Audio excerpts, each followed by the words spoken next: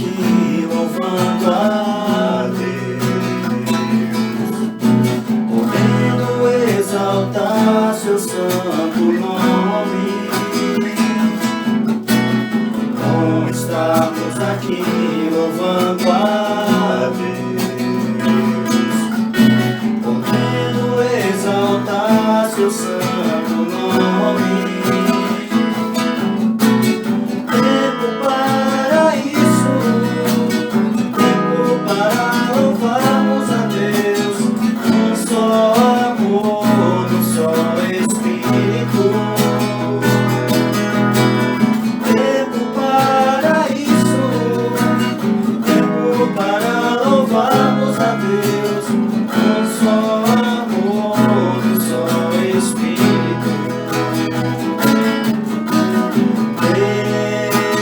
Venha nos abençoar e que essa união nunca falte para nós.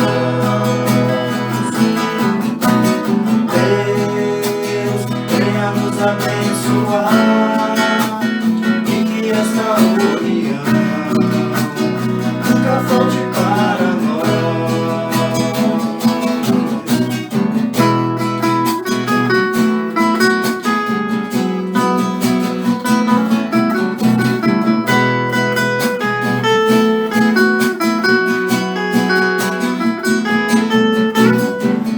Deus, venha nos abençoar e que essa união nunca falte para nós. Deus, venha nos abençoar e que essa união nunca falte para nós.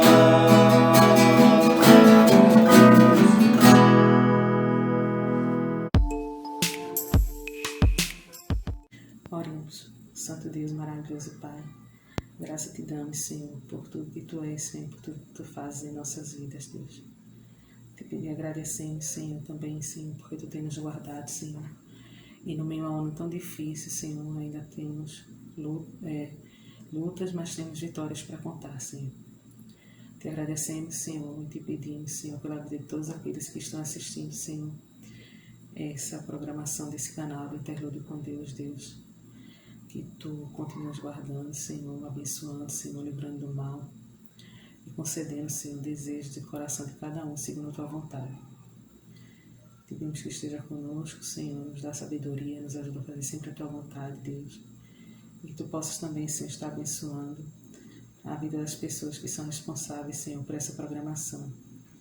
Que Tu possa guardar, Senhor, dar discernimento, Senhor, e que eles possam estar sempre fazendo a Tua vontade. Te agradecemos, Senhor, por tudo, porque Tu és grande, porque Tu és santo e porque Tu és bom. E nos dá, Senhor, sempre a oportunidade de levar o Teu nome, Senhor, o Teu amor àqueles que não Te conhecem, Pai. E àqueles que precisam Te conhecer, Deus. E que Tu possa estar revigorando, Senhor, dando ânimo, renovando as forças, Deus, daqueles que estão passando por momentos difíceis, Deus. Foram tantas perdas, tantas dificuldades esse ano. Mas nós sabemos que Tu estás no controle, Senhor, de tudo. E que nós possamos sempre nos lembrar disso e sentir isso em nossas vidas. Tudo isso te pedimos e agradecemos, em nome de Jesus. Amém.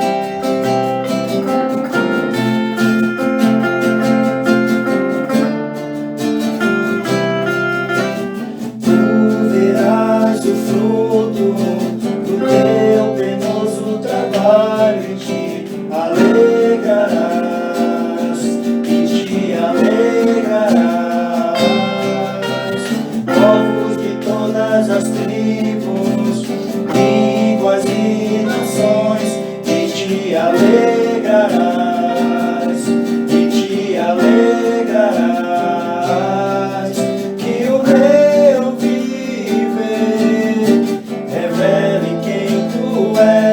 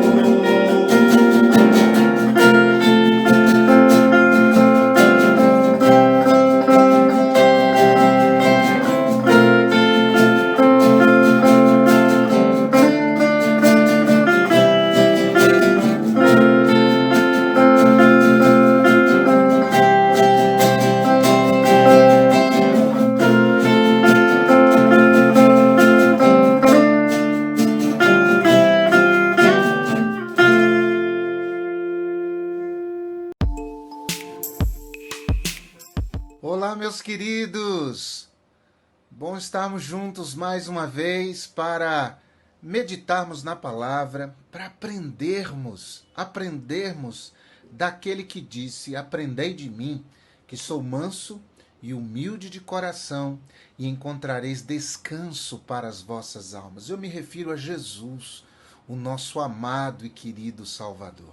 E eu quero ler a passagem da Escritura que se encontra na primeira carta do apóstolo Pedro, no capítulo 5, versículo 10. A palavra de Deus nos diz assim: E o Deus de toda a graça, que em Cristo Jesus nos chamou à sua eterna glória, depois de havermos padecido por um pouco, Ele mesmo vos aperfeiçoe, confirme, fortifique e estabeleça. O Deus de toda a graça é a expressão que o nosso irmão Pedro usa aqui na sua primeira carta. Graça de Deus não é só um conceito teológico, não é só um pressuposto doutrinário extraído da Bíblia. A graça tem um significado muito mais profundo para a vida humana do que nós podemos imaginar. Graça é, por definição, a boa intenção de Deus para conosco. Graça é a boa atitude de Deus para conosco. O que significa dizer que o que Deus pensa de nós é sempre o bem.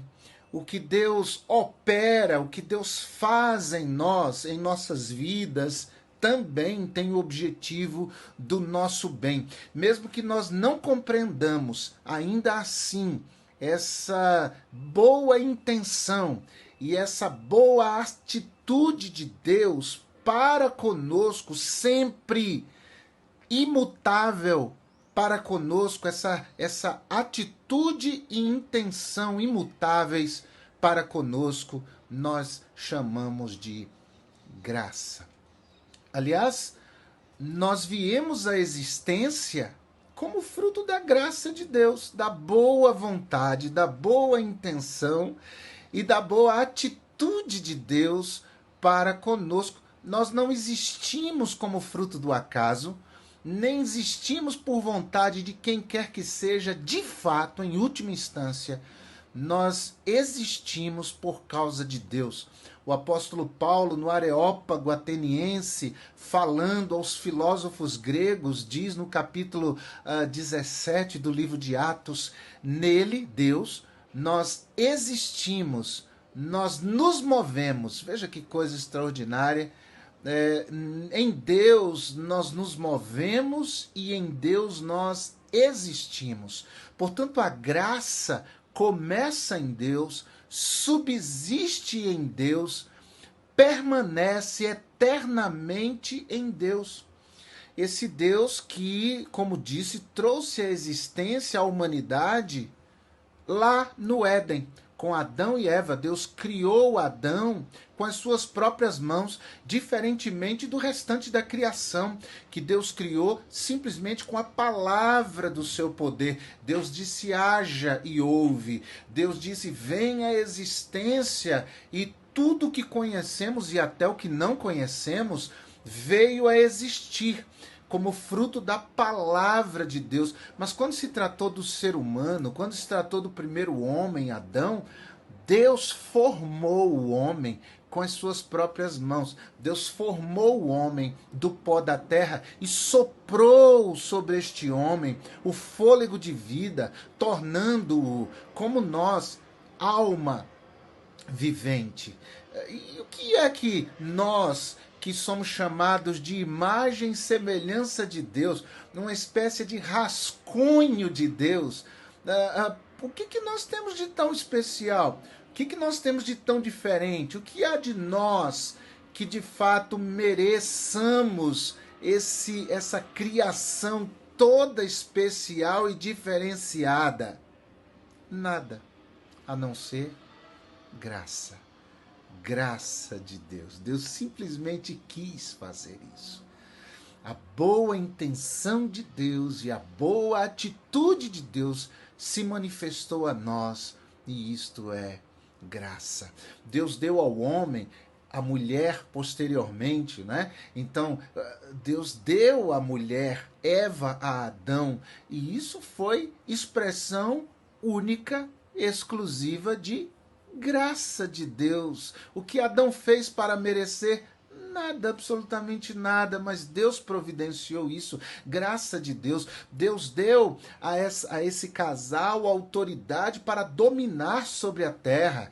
E por que isso aconteceu? Por graça, simplesmente graça do Senhor. É interessante que este homem e esta mulher não creram na palavra de Deus, preferiram dar ouvidos à palavra da serpente e, portanto, pecaram, desobedeceram a Deus, erraram o alvo, dando ouvidos à serpente e não ouvidos à palavra, ao que Deus havia dito. E assim a Bíblia diz que o pecado entrou no mundo, e através do pecado no mundo entrou a morte. A morte passou a todos os homens, e por isso todos pecaram, e destituídos estão da glória de Deus, nos diz a palavra do Senhor. Estamos, portanto, separados de Deus, naturalmente, em função da desobediência humana, da incredulidade humana. Mas é interessante que, embora esse Deus santo tenha tido a sua santidade aviltada pelo pecado humano, a Bíblia diz no capítulo 3 de Gênesis que esse Deus vai ao jardim, que esse Deus vai ao encontro do homem, que esse Deus passeia pelo jardim dizendo: Adão, Adão, onde estás?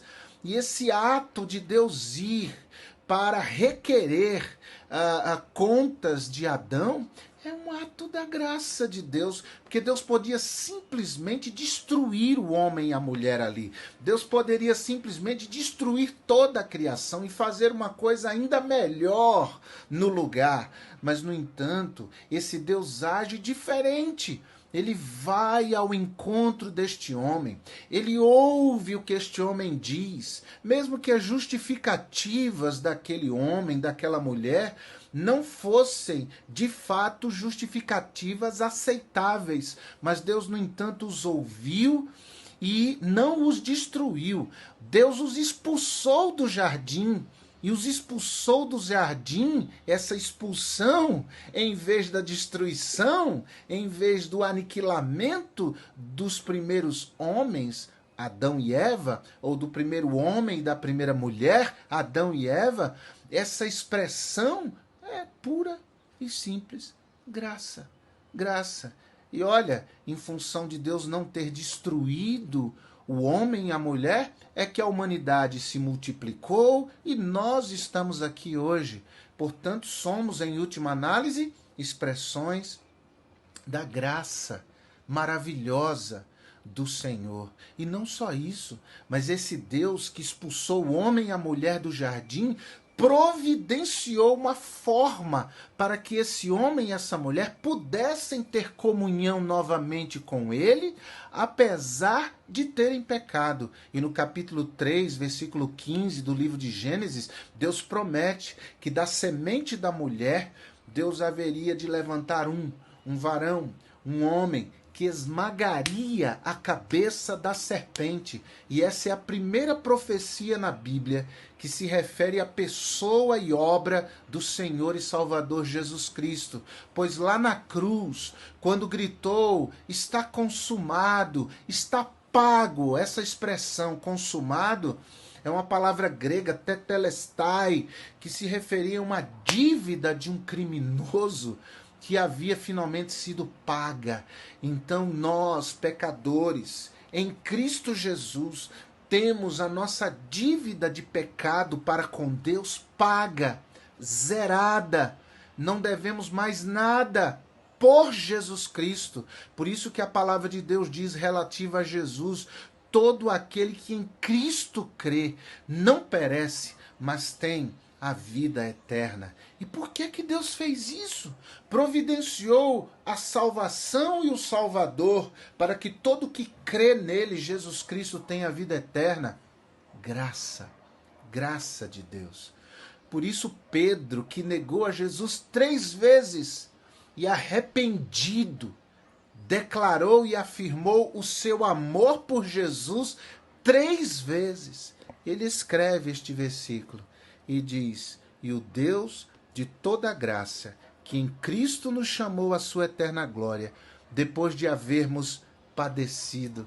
E Pedro padeceu ao negar a Jesus, mas foi perdoado, foi restaurado. Ele diz: ele mesmo vos aperfeiçoe, vos confirme, vos fortifique e estabeleça. No verso 11 ele diz: a ele, a este Deus de toda graça, seja a glória e o poderio para todos sempre. Amém.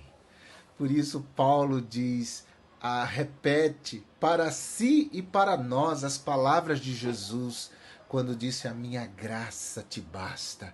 Por isso que Davi, no seu salmo, enaltece o Senhor e a sua graça, dizendo: a tua graça é melhor que a vida.